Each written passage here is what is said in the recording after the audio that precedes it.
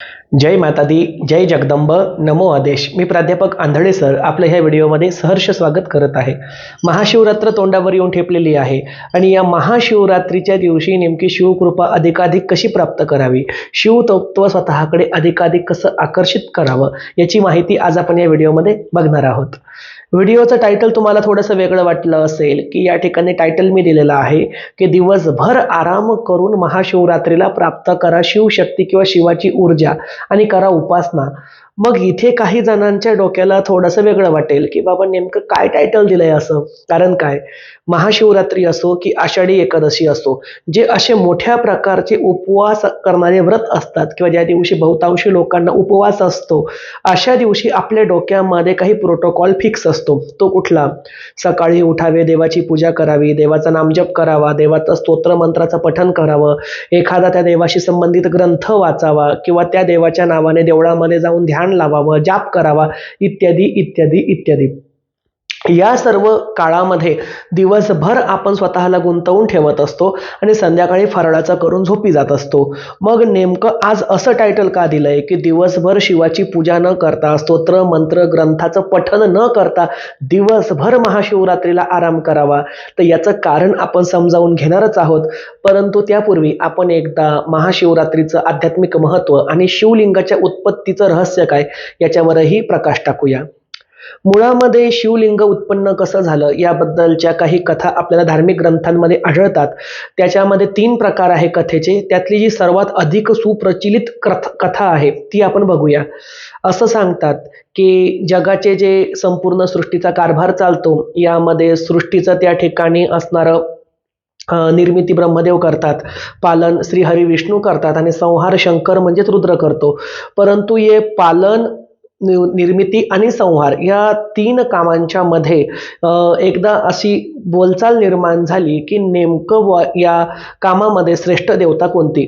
भगवान विष्णू म्हणाले की मी श्रेष्ठ आहे, भगवान ब्रह्मा म्हणाले मी श्रेष्ठ आहे.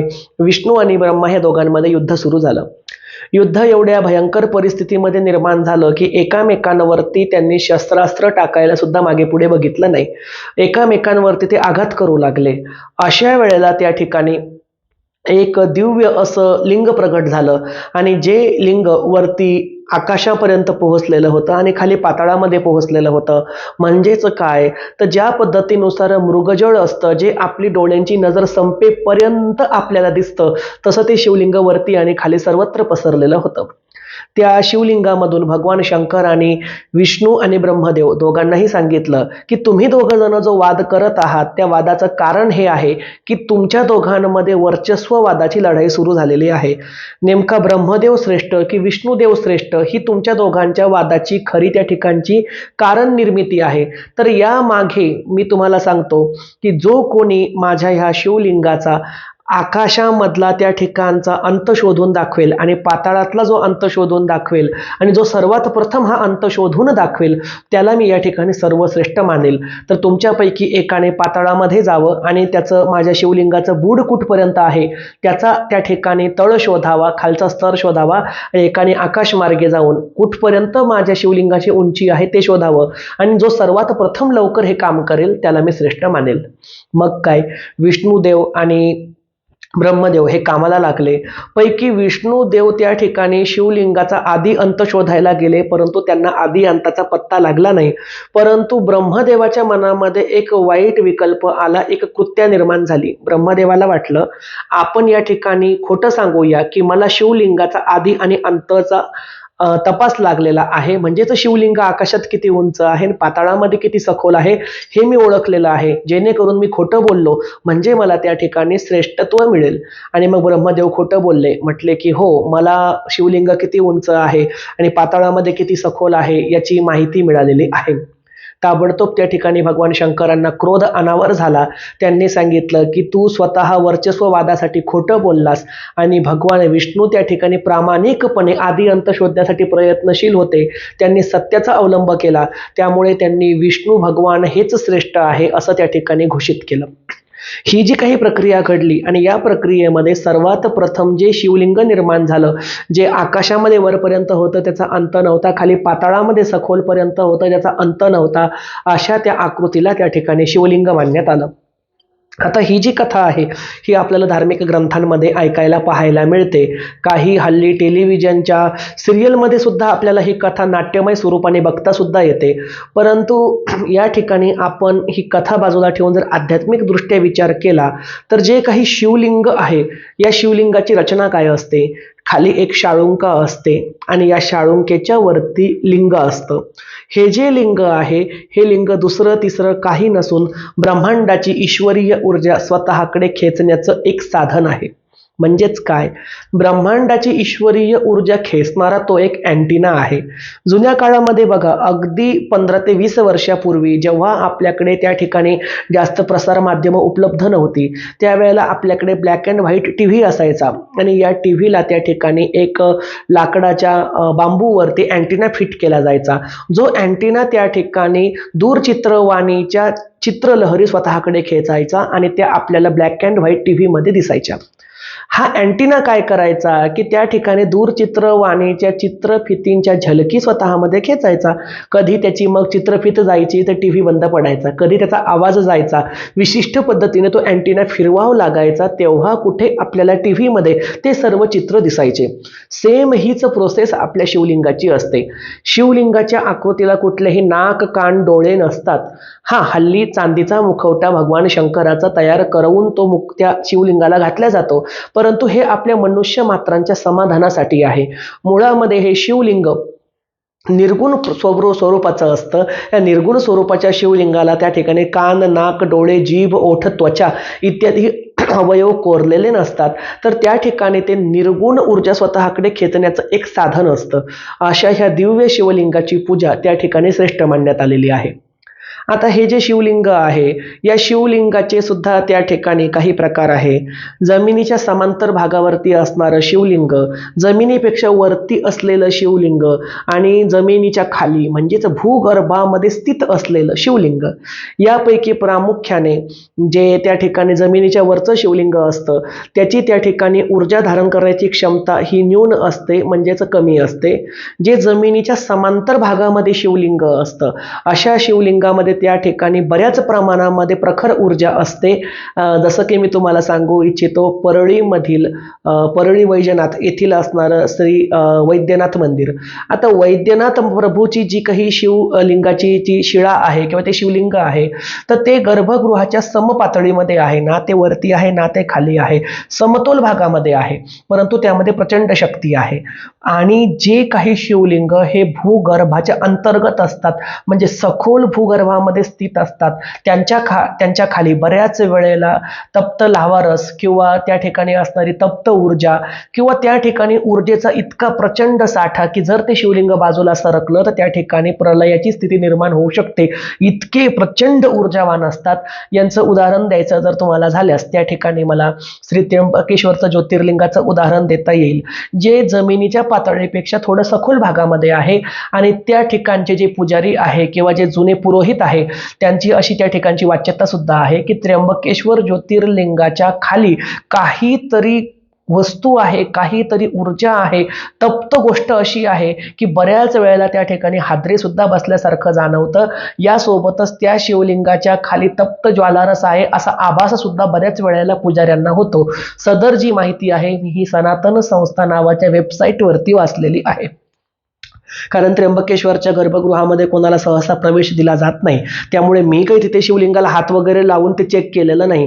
आणि त्या सनातन संस्थेच्या वेबसाईटवरती हेही त्यांनी दिलेलं होतं की ही परिस्थिती दररोज नसते, तर जे जुने पुजारी आहेत त्यांनी त्यांच्या आयुष्यामध्ये 4-5 वेळेला असा अनुभव घेतला की काहीतरी त्या शिवलिंगाला हादरे बसतायत किंवा काहीतरी गरम वस्तूचा स्पर्श जाणवतोय. यावरून त्यांनी तो काढलेला अनुमान होता. म्हणजेच काय, जी काही ती ऊर्जा आहे ती दरवेळेलाच एवढी प्रखर बनत नाही, परंतु विशिष्ट काळी वेळी आणि प्रसंगाला ती त्या ठिकाणी उग्र स्वरूप धारण करू शकते. म्हणजेच काय की गर्भगृहाच्या अंतर्गत असणाऱ्या शिवलिंगामध्ये ऊर्जा जास्त असते. दुसरं ज्योतिर्लिंगाचं उदाहरण द्यायचं झाल्यास मी त्या ठिकाणी औंढा नागनाथ हे उदाहरण देईल. औंढा नागनाथ या ठिकाणी जे शिवलिंग आहे ते सुद्धा गर्भगृहामध्ये आणि अंतर्भागामध्ये स्थित आहे जमिनीच्या. या अंतर्भागामध्ये स्थित असणाऱ्या शिवलिंगामध्ये सुद्धा प्रचंड प्रमाणामध्ये ऊर्जा आहे आणि त्या ठिकाणी महाविशालकाय नागराज म्हणजे फार मोठ्या आकाराचा सर्प अनेक जणांनी बघितल्याची उदाहरणं सुद्धा सुद्धा त्या ठिकाणी ऐकायला मिळतात. असं सांगतात की औंढा नागनाथच्या शिवलिंगापाशी एकदा एका महिलेने नवस केला होता की जर मला पुत्र प्राप्त झाला तर मी भगवान शंकराच्या डोळ्यामध्ये म्हणजेच नागनाथाच्या डोळ्यामध्ये स्वतःच्या हाताने काजळ भरेल. आणि त्या ठिकाणी जेव्हा त्या स्त्रीचा नवस पूर्ण झाला आणि ती तिच्या लहान बालकाला घेऊन नागनाथाच्या गर्भगृहामध्ये गेली, कारण ते गर्भगृह बरंच खोल आहे, त्या ठिकाणी एक महाविशालकाय मोठा साप शिवलिंगाला वेटोळं घालून बसलेला होता. आणि त्या सापाच्या डोळ्यामध्ये तिला काजळ भरावं लागणार होतं, कारण तिने नवस केला होता की नागनाथा, मी तुझ्या डोळ्यामध्ये काजळ भरेल. एवढा मोठा साप बघून त्या स्त्रीची बोबडी वळाली. ती त्या मुलाला कडेवरती घेऊन आरडत ओरडत तशीच गर्भगृहाच्या बाहेर पळाली. सोबत नेलेली काजळाची डब्बी तिने फेकून दिली. आणि अशा पद्धतीची कथा अतिशय रंजकपणे आणि रंगवून औंढा नागनाथमध्ये सांगितली जाते, जी मी स्वतः सुद्धा ऐकलेली आहे, वाचलेली आहे. म्हणजेच काय, त्या गर्भगृहामध्ये त्या सखोल अंतर्गत भागामध्ये गुप्त रूपाने नाग स्वरूपामध्ये नागनाथाचा रहिवास आहे. आणि असं म्हणतात की औंढा नागनाथचं जे शिवलिंग आहे ते एका मोठ्या तलावामध्ये होतं. ते पांडवांनी शोधून काढलं आणि त्या तलावामधून तप्त ज्वालारस बाहेर निघत होता, ज्वालामुखीचे विस्फोट होत होते. म्हणजे मी जे मगाशी उदाहरण सांगितलं की भूगर्भाच्या अंतर्गत स्थित असणाऱ्या शिवलिंगामध्ये प्रचंड विध्वंसकारी ऊर्जा असते, त्यामुळे अशा शिवलिंगाला सतत जलाभिषेक करावा लागतो, जेणेकरून थेंब थेंब पडणारं पाणी आणि त्यावरती सतत होणारा अभिषेक यामुळे त्या शिवलिंगाची शांतता ही कायम टिकेल आणि त्या ठिकाणी ऊर्जेचा कुठल्याही प्रकारचा विस्फोट होणार नाही. आता बघा, ज्या दिवशी महाशिवरात्री असते त्या दिवशी नेमकी जगातील सर्व शिवलिंगांमध्ये असणारं शिवतत्व हे इतर काळावेळेपेक्षा 1000 पटीने वाढलेलं असतं, 1000 पटीने वाढलेलं असतं. जसं की गुप्त नवरात्री आहे, प्रगट नवरात्री आहे, वर्षातून येणाऱ्या 4 नवरात्रींमध्ये शक्ती तत्व, देवीचं तत्व हे इतर वेळेपेक्षा 1000 पटीने अधिक असतं. तसंच त्या महाशिवरात्रीच्या दिवशी सुद्धा शिवलिंगामध्ये असणारं शिवतत्व हे 1000 पटीने वाढलेलं असतं. आता या शिवलिंगाची पूजा करावी कशी, त्याकडे वळूया आणि दिवसभर आराम का करायचा, कसा करायचा तेही ठरवूया. बघा, या ठिकाणी मी सांगितलं की महाशिवरात्रीच्या दिवशी शिवलिंगामध्ये 1000 पटीने, 1000 पटीने शक्ती वाढलेली असते. पण ती केव्हा, तर ती दिवसा वाढलेली नसून ती रात्रीची वाढलेली असते. म्हणजेच काय, शब्द आहे महाशिवरात्री. महा म्हणजे मोठी, शिव म्हणजे शंकर, रात्री म्हणजे रात्र. भगवान शंकराची सर्वात मोठी रात्र म्हणजे महाशिवरात्री. म्हणजेच महाशिवरात्रीचं व्रत हे रात्रीकालीन व्रत आहे, रात्रीकालीन त्याचा कुळाचार आहे, त्याची पद्धत आहे. त्यामुळे संध्याकाळी 6 वाजेनंतर म्हणजे थोडक्यात काय तर सूर्यास्ताच्या नंतर ते दुसऱ्या दिवशी सूर्य उगवेपर्यंत म्हणजे सूर्यास्तापासून ते सूर्योदयापर्यंत शिवलिंगामध्ये प्रचंड प्रचंड प्रचंड ऊर्जा आलेली असते. आणि त्यामुळे या काळामध्ये आपण शिवलिंगाचं जर पूजन केलं तर पूर्ण रूपाने शिवतत्वाचा आपल्याला लाभ सुद्धा होतो. मग तुम्ही सांगा, आपण नेमकं काय करतो? आपण महाशिवरात्रीला सकाळीच उठतो, बरेच जण पांढरे वस्त्र नेसतात, पांढरे कपडे घालतात आणि ब्रह्ममुहूर्तावरती जाऊन शिवलिंगाचं पूजन करतात. घरी येऊन साबुदाण्याची खिचडी किंवा उपवासाचे पदार्थ खातात, मग एखादा ग्रंथ वाचतात किंवा झोपून राहतात. रात्री पुन्हा उठतात, थोडंसं फराळाचं करतात, पुन्हा झोपून राहतात आणि खऱ्या शिवतत्वाला मुकतात, विसरतात. मग आपण काय केलं पाहिजे? दिवसभर तुम्ही झोपून राहा महाशिवरात्रीला, काहीही प्रॉब्लेम नाही. अगदी सकाळपासून संध्याकाळपर्यंत झोपावं, काहीही हरकत नाही. पण संध्याकाळी सूर्यास्त झाल्यानंतर मात्र जागी व्हावं, त्या ठिकाणी स्नान करावं आणि संध्याकाळी सूर्यास्तापासून दुसऱ्या दिवशी सूर्योदयापर्यंत त्या ठिकाणी म्हणजे अमावस्येपर्यंत प्रखर पद्धतीने शिवाची उपासना करावी. मग ह्या रात्री काळामध्ये आपण काय काय करू शकतो? संध्याकाळी 7 वाजेनंतर भगवान शंकराचा अभिषेक घालू शकता. भगवान शंकराचा अभिषेक कशाने घालावा हाही एक प्रश्न आहे. जे पदार्थ मिळतील ते शंकराला अर्पण करू शकता. गाईचं दूध पवित्र आहे, उसाचा रस पवित्र आहे, फळांचा रस पवित्र आहे. त्या ठिकाणी तुम्ही शुद्ध पाण्याने सुद्धा स्नान घालू शकता. भगवान शंकराला सर्वाधिक प्रिय पदार्थ म्हणजे थंडगार पाणी, कारण शिवलिंग हे उष्णता धारण करणारा अँटिना आहे, त्याला नेहमी थंड ठेवणं आवश्यक असतं. त्यामुळे त्याला थंड पाण्याशिवाय पर्याय नाही. हा, गाईचं दूध अर्पण करणे, फळांचा रस अर्पण करणे, उसाचा रस अर्पण करणे हे आपल्या मनाचे उपचार झाले, हे तर आपण नक्कीच करावे. परंतु अधिकाधिक थंड पाण्याचा वापर शिवलिंगावरती करावा. शिवलिंगाला आंघोळ घालत असताना तुम्ही ओम नमः शिवाय या शिव षडाक्षरी मंत्राचा किंवा नमः शिवाय या पंचाक्षरी मंत्राचा जापही करू शकता. असं सांगतात की पुरुषांनी शिव षडाक्षरी म्हणजे ओम नमः शिवायचा जाप करावा, तर महिलांनी ओमचा उच्चार न करता फक्त नमः शिवायचा जाप करावा. कारण असं सांगतात की ओमकाराचा अधिक जाप केल्यामुळे महिलांच्या शरीरामध्ये ऊर्जेचं प्रमाण, उष्णतेचं प्रमाण वाढू शकतं आणि त्यांना ओटीपोटीचे त्रास म्हणजेच उन्हाळे लागणे, पोट दुखणे किंवा त्या ठिकाणी उष्णतेचा दाह होणे हातापायांना असे त्रास होऊ शकतात. परंतु मी या गोष्टींना फारसं मानत नाही. मला असं वाटतं स्त्री असो किंवा पुरुष ओम नमः शिवाय हा जाप प्रत्येकाने करायलाच पाहिजे. आता तुम्ही शिवाला अंघोळ घालावी. जर तुम्हाला त्या ठिकाणी शिव महिन्मन स्तोत्र येत असेल तर नक्की वाचावं. रुद्रपाठ सुद्धा करू शकता. परंतु एक सांगतो, भगवान शंकराला अंघोळ घालताना कधीच शिव तांडव स्तोत्रांचं पठण करू नये. कारण शिव तांडव स्तोत्र हे भगवान शंकराला जेव्हा क्रोध आला होता, क्रोधामध्ये जेव्हा रावणाचा गर्व हरण करण्यासाठी भगवान शंकराने तांडव सुरू केलं, त्याला शांत करण्यासाठी रावणाने रचलेलं स्तोत्र म्हणजे शिव तांडव स्तोत्र. म्हणजे शिवाला क्रोध आलेला असतानाच ते स्तोत्र आहे. त्यामुळे अभिषेक घालताना शिव तांडव स्तोत्राचं पठण करू नये. हा, अभिषेक झाल्यानंतर निवांतपणे तुम्ही त्याचं पठण करू शकता.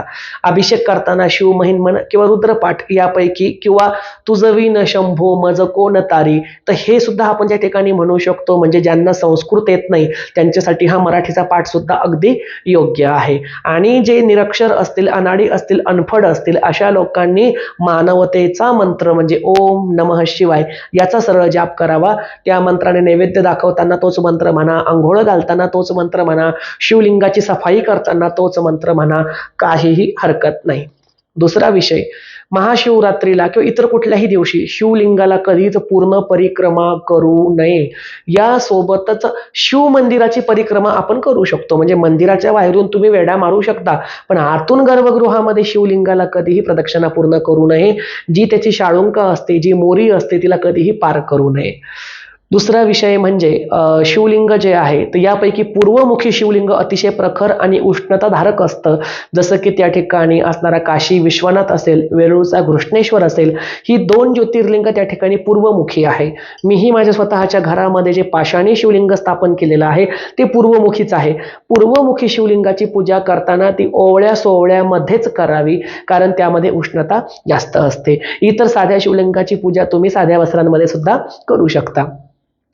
आता महाशिवरात्रीच्या दिवशी शंकराच्या पिंडीवरती धोत्र असेल, त्या ठिकाणी कुठली कडू फळं असतील, यांचा तुम्ही त्या ठिकाणी नैवेद्य किंवा नैवेद्य म्हटल्यापेक्षा भगवान शिवाला या कडू वस्तू अर्पण करून त्याची दाहकता कमी करू शकता. कारण भगवान शंकर स्वतः कडू वस्तू धारण करून भक्ताला प्रेमाचा गोडवा देत असतो, भक्तीचा गोडवा देत असतो. दुसरा विषय म्हणजे हल्ली मी यूट्यूबवरती बघतोय काही लोकांनी मनगढंत काही विधी तयार केलेत. मी एक व्हिडिओ बघितला, मला एकाने पाठवला. त्यात ती व्यक्ती सांगते की महाशिवरात्रीच्या दिवशी तुम्ही ध्यानामध्ये बसा, त्यानंतर स्वतःच्या डोक्याचं मोजमाप करा, मग डोक्यावरती 3 बोटे ठेवा, असं करा, तसं करा, तसं करा. ते ऐकायला खूप छान वाटलं. परंतु असे कुठलेही विधी गुरुच्या संमतीशिवाय, गुरुच्या मार्गदर्शनाशिवाय करू नये. त्याचा भयंकर परिणाम भोगावा लागू शकतो. सरळ ओम नमः शिवायचा जाप करून अधिकाधिक शिवतत्व प्राप्त करावं आणि रात्रभर जागरण करावं. शिवरात्री व्रत रात्रीकालीन आहे, रात्रभर जागरण करावं. रात्रभर जागरण करत असताना 11 माळा, 21 माळा, 25 माळा, 31 माळा, 51 माळा तुम्ही शिवमंत्राच्या जपू शकता. शिवाचे स्तोत्र वाचू शकता, शिवाची मंत्र उपासना करू शकता, किंवा त्या ठिकाणी तुम्ही शिवलीला अमृत असेल, काशीखंड असेल, लिंग पुराण असेल इत्यादी, भगवान किंवा शिव महापुराण असेल इत्यादी शिवग्रंथांचं पठण सुद्धा करू शकता. थोडक्यात काय, अधिकाधिक वेळ जागरणामध्ये घालवावा.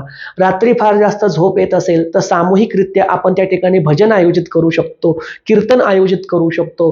किंवा भजन कीर्तनासाठी व्यक्ती अवेलेबल नसतील, उपलब्ध नसतील, किंवा आपण सिटीमध्ये राहत असू तर आपण आपल्या घराच्या मोबाईलवरती किंवा त्या ठिकाणी स्पीकरवरती भगवान शिवाची कथा, शिवाचा मंत्र, शिवाचे स्तोत्र लावून ठेवू शकतो. परंतु सकाळी 5 वाजेपर्यंत जागरण करावं म्हणजे करावं, जेणेकरून अधिकाधिक शिवतत्व हे आपल्याकडे आकृष्ट होईल. कारण महाशिवरात्रीच्या दिवशी शिवतत्व, शिवाचे गण, शिवाचे रक्षक, शिवाचे भैरव म्हणजेच त्या ठिकाणी असणारे अष्टही भैरव, असणारे 11 रुद्र आणि भगवान खुद्द महादेव इत्यादी सर्व शिवगण हे ऍक्टिव्ह असतात आणि संपूर्ण पृथ्वीवरती त्यांची परिक्रमा सुरू असते. ज्या ज्या ठिकाणी भाविक रात्री आनंदित होऊन जागरण करतात, कीर्तन करतात, शिवकथांचं श्रवण पठन मनन आणि चिंतन करतात, शिवनामाचा जाप करतात आणि शिवनामाची साधना करतात, अशा सर्वांवरती भगवान शंकराची कृपा होतेच होते. परंतु पुन्हा एकदा ठणकावून सांगतोय, हे सर्व विधी रात्रीच व्हायला पाहिजे, अख्खी रात्र जागायला पाहिजे. म्हणून दिवसभर झोपून राहा, पार अंगावरती घेऊन झोपा, घोरत झोपा, निर्विघ्नपणे झोपा, कुठलंही टेन्शन घेऊ नका, परंतु संध्याकाळी मात्र जागरण करायचंच आहे. हाच आहे आपल्या शिवरात्रीचा खरा फॉर्म्युला. तर आजचा हा व्हिडिओ तुम्हाला कसा वाटला हे या ठिकाणी कमेंटद्वारे मला नक्की कळवा. अशाच निरनिराळ्या माहितींसाठी आपल्या जगदंबा देवी संस्थान देऊळगाव राजा ह्या यूट्यूब चॅनलला लाईक करा, शेअर करा, सबस्क्राईब करा. व्हिडिओ कसा वाटला हे मला कमेंटद्वारे नक्की कळवा. तोपर्यंत भगवान शंकराची, आई जगदंबेची आणि नवनाथ महाराजांची कृपा प्रत्येकावरती राहो. सर्वांचं कल्याण असो. जय माता दी, जय जगदंब, शिव शरणात.